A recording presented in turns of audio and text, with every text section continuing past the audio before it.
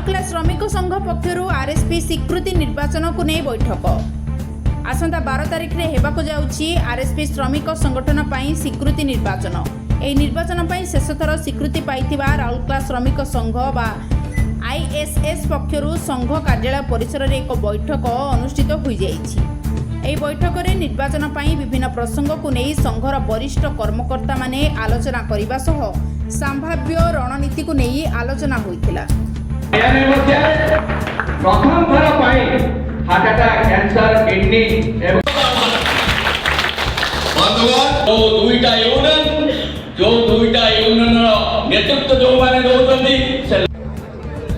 मोर ना हूँ अक्षय जेना, मो राउरकेला श्रमिक संघर उपसभापति अच्छी। आज शंखनाद होती लड़ईर एथिरे राउरकेला श्रमिक संघ और गांगपुर मजदूर मंचर आज थिला आमर राउरकेला श्रमिक संघर कार्यालय आज ये बैठक। आज हजार हजार श्रमिक एथिरे सामिल होती एवं प्रमाणित करदेवाई चाहूँगी जे विगत 2 वर्ष भितर आमको रेकग्नाइजेशन मिली 2टी यूनियन मिलित भाव में लड़ई कला परे जो 71टा अचिवमेंट आम करूँ ताहा लोक भीतर आदृत होती आम आउ थे प्रमाणित करदेवाई चाहूँ सत्यर निश्चय विजय हम। जो भली मिथ्या प्रचार बीएमएस प्रचार करुच्ची लोक भाग करने श्रमिक मान विभेद सृष्टि करने मिथ्या कथा कही कई भोट पाइपर ना। राउरकेला श्रमिक संघ गांगपुर मजदूर मंच जो विगत दिन में कम करी तार फल श्रमिक मैंने आमको देवे एवं आउ थे विपुल भोट्रे आमको विजय करेंगे।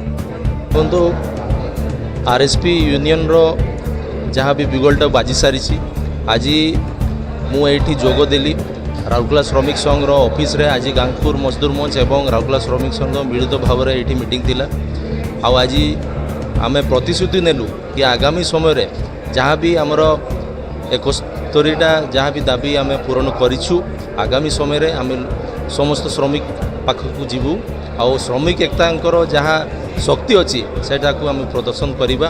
आउ जे आमर जे मिथ्या प्रतिश्रुति देकर 2 थर जे अलगा यूनियन माने जीति थिले किंतु एथर प्रमाण अच्छी एटा प्रूव करिछि कि राउरकेला श्रमिक संघ एवं गांगपुर मजदूर मंच श्रमिक मान हित पाई तांकर स्वार्थ पाई सब बेले छिड़ा होइछि आगामी समय भी छिड़ा हेबो एवं मु अनाउंस करुछि समस्त को श्रमिक भाई मानकु कि आगामी समय रे आपण विभ्राट हुंतु नाही।